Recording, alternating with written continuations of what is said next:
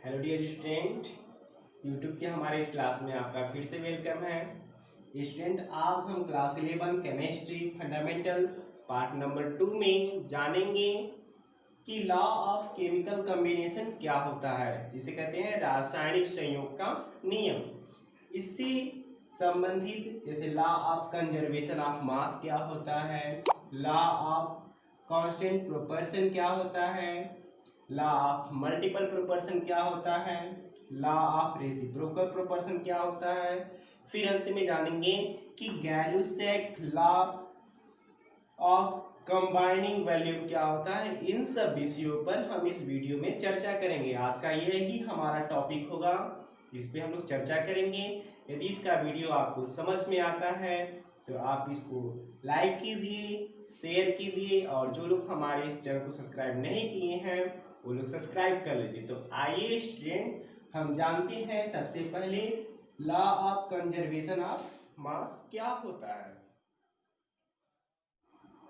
तो आइए student, law of conservation of mass क्या होता है इसे जान लेते हैं। इसे जानने से पहले हम जानते हैं कि लॉ ऑफ केमिकल कॉम्बिनेशन क्या होता है, रासायनिक संयोग का नियम।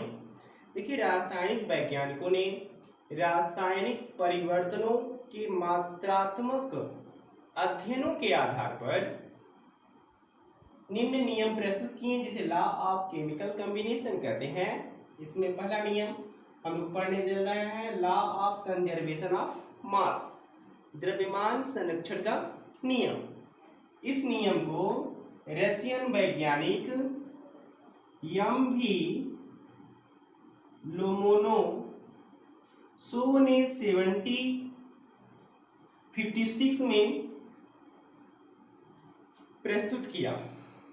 फिर फ्रांस के वैज्ञानिक एंटोनियो लैवासिये 1789 में, जिसे हम लैवासिये को फादर ऑफ केमिस्ट्री कहते हैं, इन्होंने law of conservation of mass के नियम को प्रस्तुत किया। इस नियम के अनुसार इन्होंने यह बताया कि सभी फिजिकल चेंजेज और केमिकल चेंजेज या कोई केमिकल रिएक्शन हो रहा है, उसमें सबस्टेंस का जो कुल द्रव्यमान होता है वह अपरिवर्तनीय होता है। आइए इसे हम समझते हैं। जैसे फिजिकल चेंजेज हो रहा हो,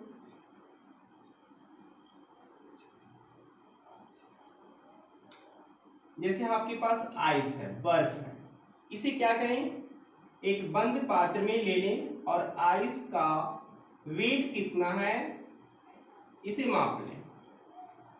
अब इसे क्या करें, हीट करें एक बंद पात्र में रखकर। तो हीट करने के बाद से क्या होगा, आइस जो है लिक्विड में बदल जाएगा, वाटर में। तो अंतर क्या है इसमें, आइस आपका सॉलिड स्टेट में है और वाटर आपका लिक्विड स्टेट में है। यानी कि इन दोनों में कौन सा चेंज हुआ है, फिजिकल चेंज हुआ है। और जब इन दोनों की हम क्वांटिटी देखेंगे तो जितना क्वांटिटी में हम आइस लिए थे, हीट करने के बाद स्टेट तो बदल गया, फिजिकल चेंजेस हुआ, फिर भी लिक्विड की क्वांटिटी उतनी ही होगी जितनी आइस की थी। यानी कि इसकी क्वांटिटी में, इसके द्रव्यमान में कोई परिवर्तन नहीं होगा। उसी प्रकार से केमिकल चेंजेस कहें या कोई केमिकल रिएक्शन हो रहा है, तो केमिकल रिएक्शन में होता क्या है,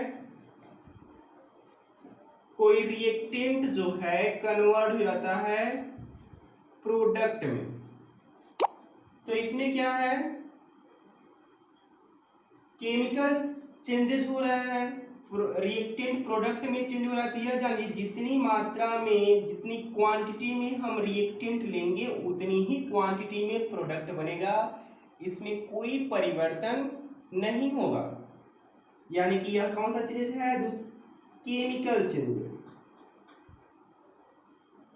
केमिकल चेंजेस यानी रिएक्टेंट प्रोडक्ट में कन्वर्ट हो रहा है, तो जितनी क्वांटिटी में रिएक्टेंट लेंगे उतनी ही क्वांटिटी में प्रोडक्ट बनेगा। अतः हम कह सकते हैं कि सबस्टेंस या मैटर जो होते हैं अविनाशी होते हैं, इनका विनाश नहीं होता है, चाहे उसमें कोई फिजिकल चेंजेज हो रहे हो चाहे कोई केमिकल चेंजेज हो रहे हैं। तो आइए हम इसे एक एग्जाम्पल के माध्यम से समझते हैं।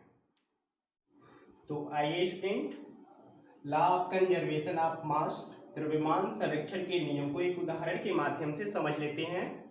देखिए इसमें लिखा गया क्वेश्चन में 5.85 ग्राम NaCl को कितने ग्राम AgNO3 के साथ मिक्स किया जाए कि 14.35 ग्राम AgCl और 8.5 ग्राम NaNO3 प्राप्त हो सके यदि law of conservation of mass true हो। ठीक है, इसमें किया क्या जा रहा है, NaCl और AgNO3 को मिक्स किया जा रहा है और बन क्या रहा है, AgCl और NaNO3 बन रहा है। ठीक है,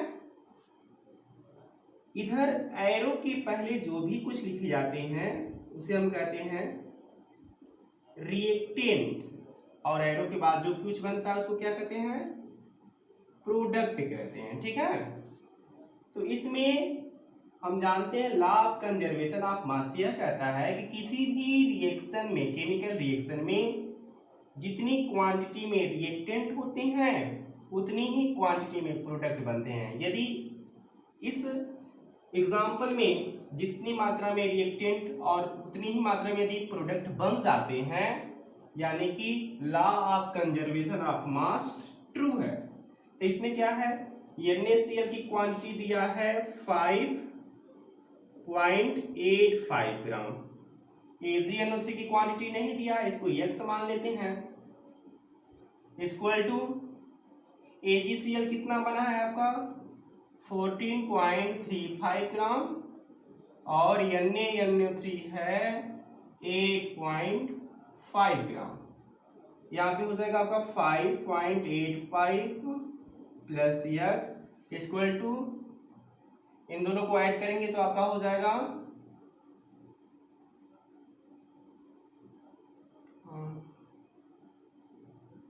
14 और 8 कितना होता है आपका 22.85। अब हम देखिए यह प्लस उधर ले जाएंगे तो माइनस जाएगा, तो x इक्वल टू हो जाएगा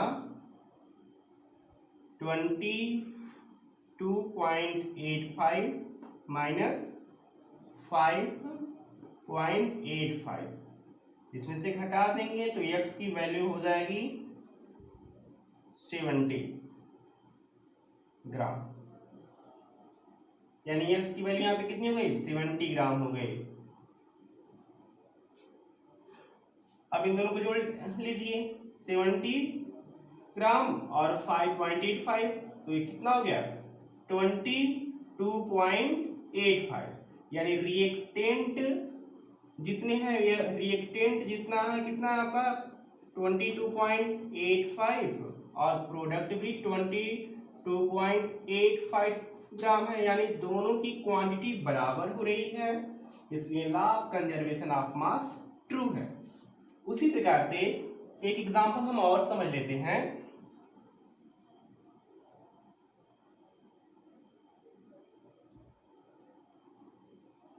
एक क्वेश्चन है, कह रहा है कि CaCO3 कैल्शियम कार्बोनेट जिसकी क्वांटिटी ली गई है 100 ग्राम, इसको हीट किया जा रहा है। हीट करने पर यह कैल्शियम कार्बोनेट कैल्शियम ऑक्साइड बना रहा है 56 ग्राम और कार्बन डाइऑक्साइड गैस बना रहा है 44 ग्राम। क्वेश्चन है कि यदि हम 100 ग्राम कैल्शियम कार्बोनेट को गर्म करते हैं तो यह 56 ग्राम कैल्शियम ऑक्साइड और 44 ग्राम कार्बन डाइऑक्साइड गैस बनाता है।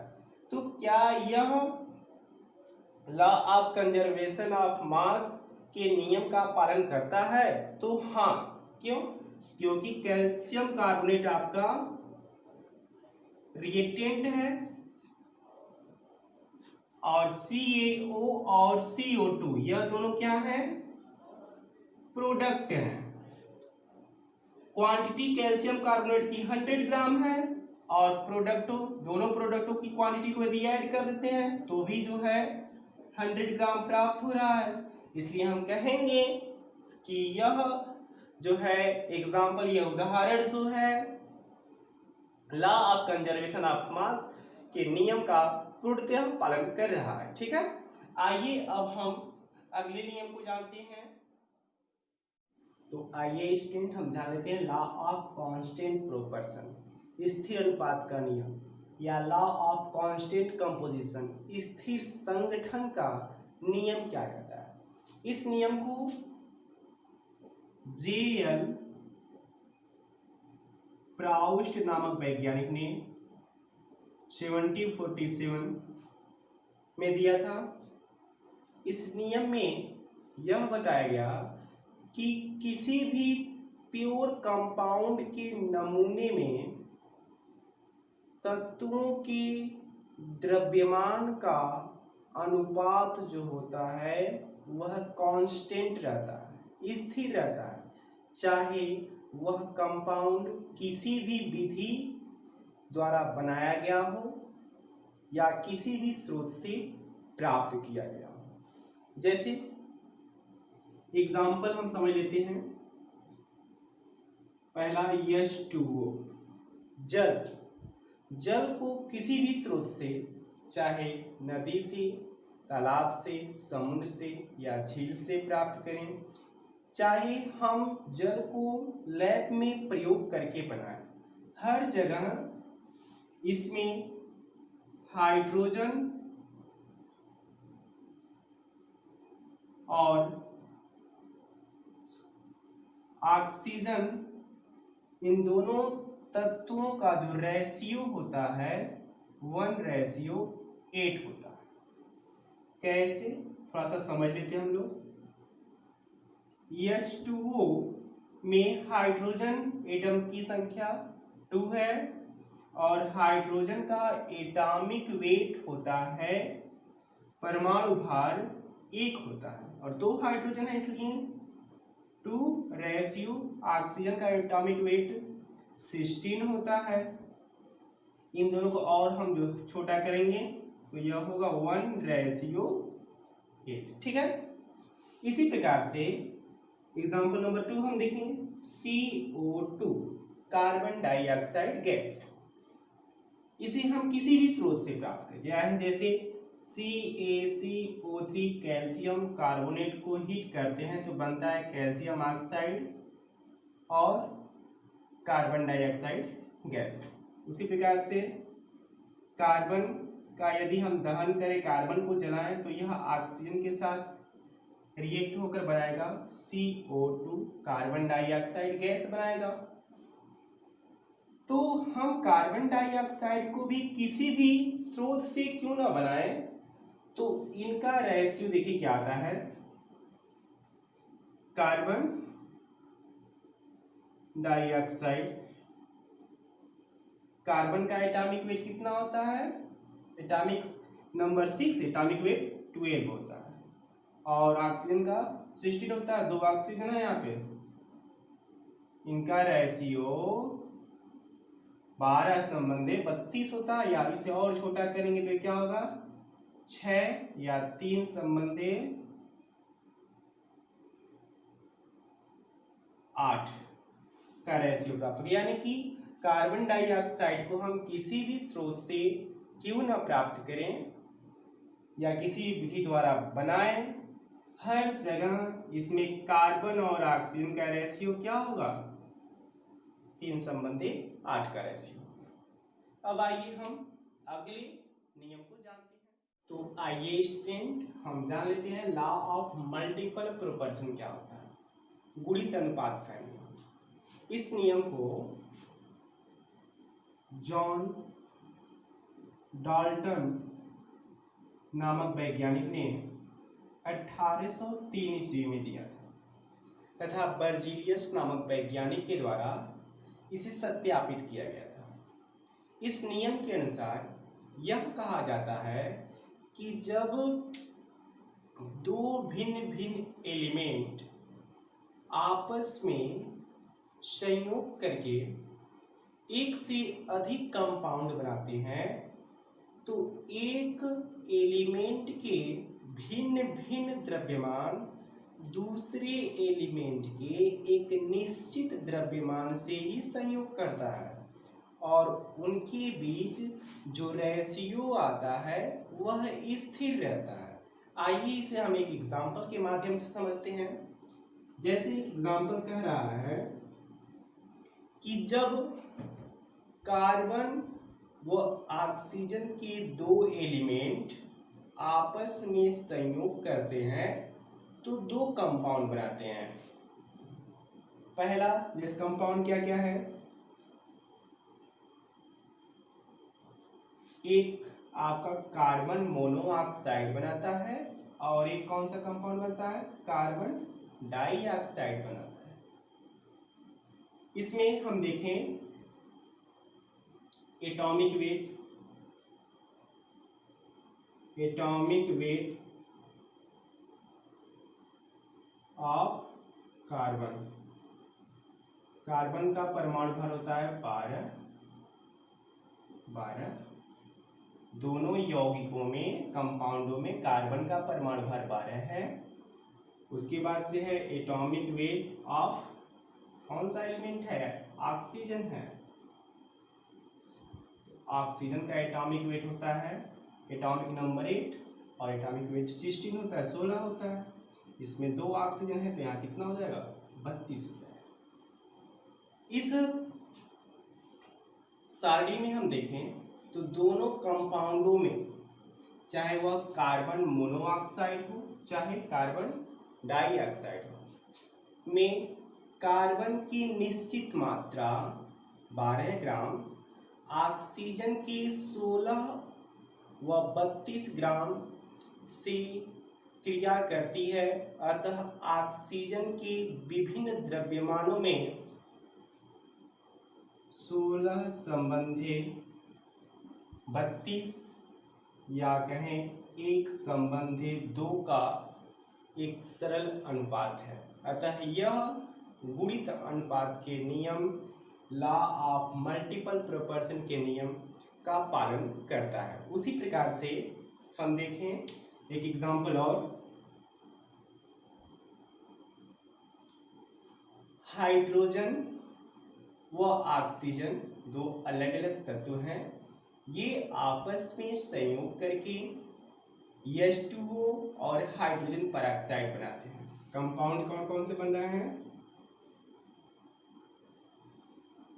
H2O बन रहा है और हाइड्रोजन पेरोक्साइड H2O2 बन रहा है। तो हाइड्रोजन का एटॉमिक वेट कितना होता है, परमाणु भार 1 होता है। 2 हाइड्रोजन इसलिए 2, इसमें भी 2 है।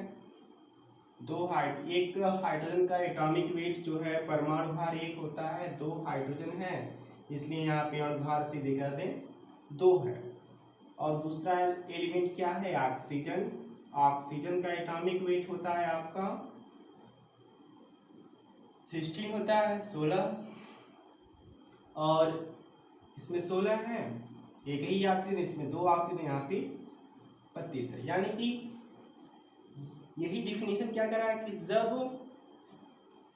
दो भिन्न भिन्न तत्व, एक हाइड्रोजन तत्व है और एक ऑक्सीजन तत्व है, आपस में संयोग करते हैं, संयोग करके एक से अधिक यौगिक, एक H2O बनाए और एक H2O2 बनाते हैं, तो एक तत्व का भिन्न भिन्न द्रव्यमान दूसरे तत्व के निश्चित द्रव्यमान से संयोग करता है। इसमें देखिए इन दोनों यौगिकों में हाइड्रोजन का जो वेट है, द्रव्यमान है, वह निश्चित है, वहीं ऑक्सीजन का द्रव्यमान भिन्न भिन्न है। यानी हम कह सकते हैं कि हाइड्रोजन की एक निश्चित मात्रा जो है ऑक्सीजन की भिन्न भिन्न मात्राओं से 16 ग्राम और 32 ग्राम से संयोग करती है। अतः ऑक्सीजन के विभिन्न द्रव्यमानों का जो रेशियो है यह क्या है, 16 संबंधी 32 का रेशियो है, या फिर हम इसको और छोटा करें तो यह क्या हो जाएगा, 1 संबंधी 2 का रेशियो है। आइए अब इसके बाद से हम अगले नियम को जान लेते हैं। तो आइए student, law of reciprocal proportion क्या होता है, जिसे हम व्युत्क्रम या तुल्य अनुपात का नियम कहते हैं, इसको समझ लेते हैं। इस नियम को जर्मन वैज्ञानिक बी रिक्टर ने 1792 में दिया था। इस नियम के अनुसार यह कहा जाता है कि जब दो एलिमेंट की भिन्न भिन्न मात्राएं किसी तीसरे एलिमेंट की एक निश्चित मात्रा से संयोग करती है तो वह आपस में उसी अनुपात में अथवा एक सरल या गुणित अनुपात में संयोग करते हैं। इसे एग्जाम्पल के माध्यम से समझ लेते हैं। कार्बन और हाइड्रोजन दो एलिमेंट,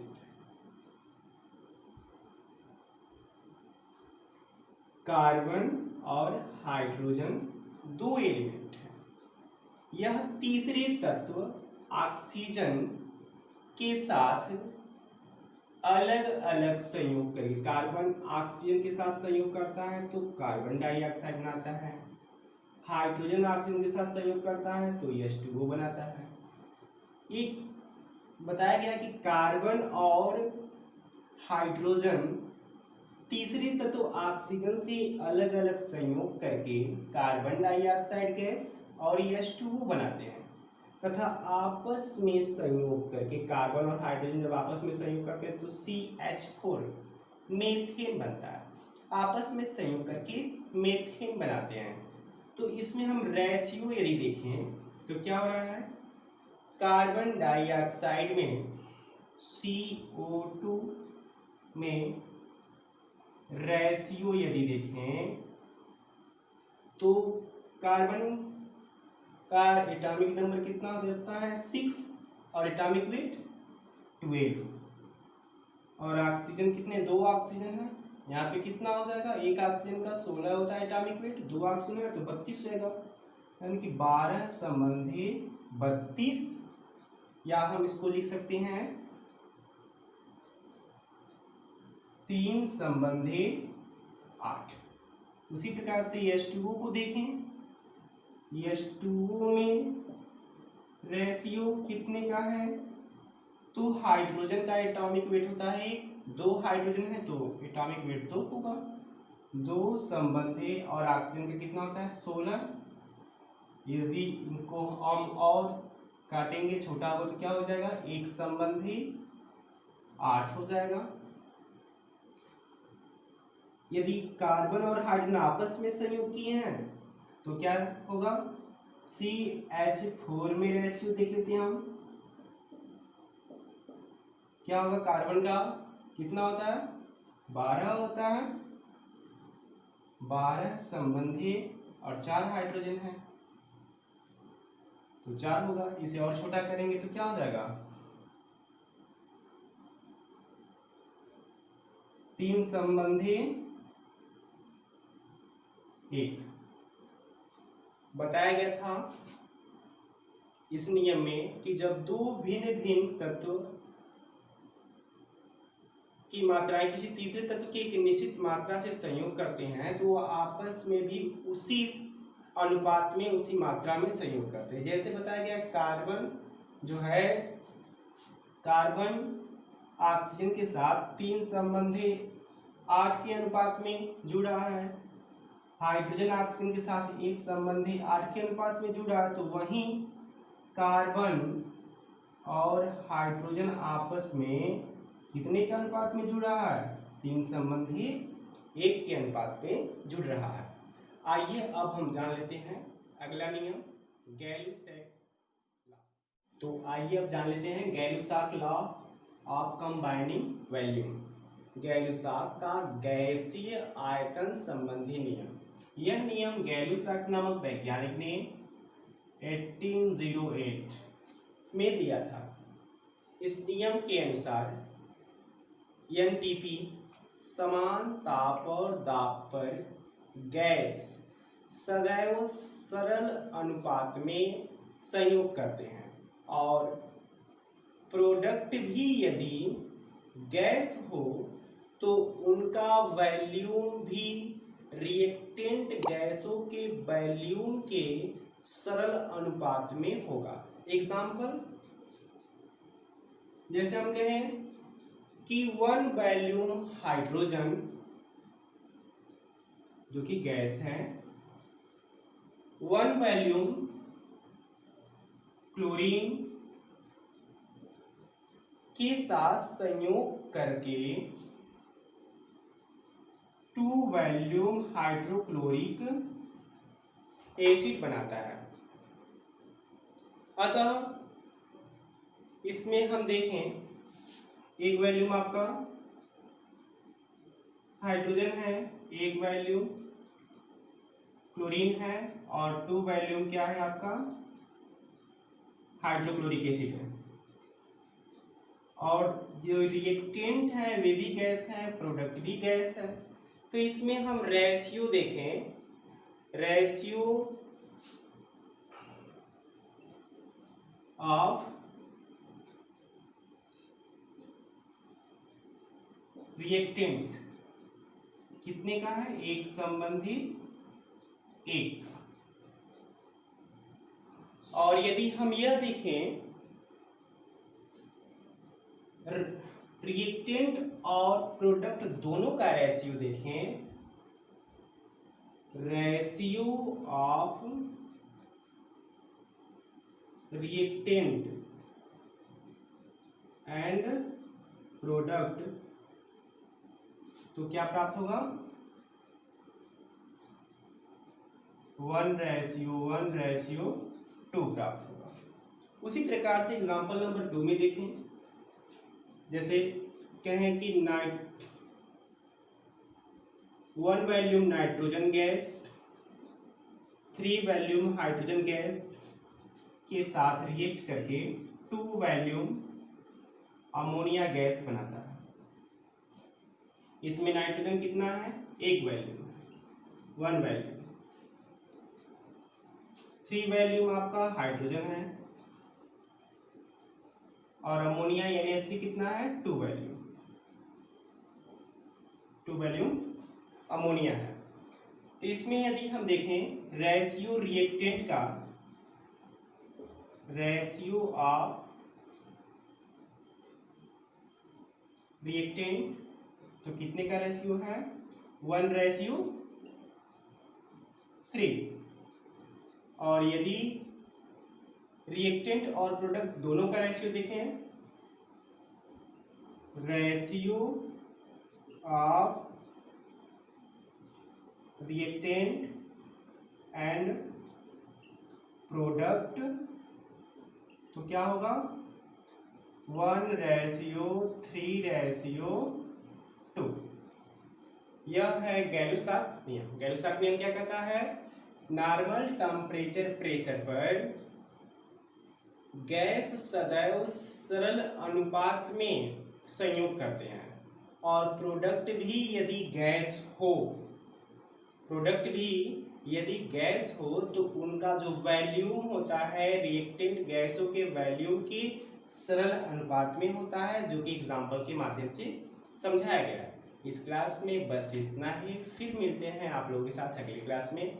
तब तक के लिए धन्यवाद।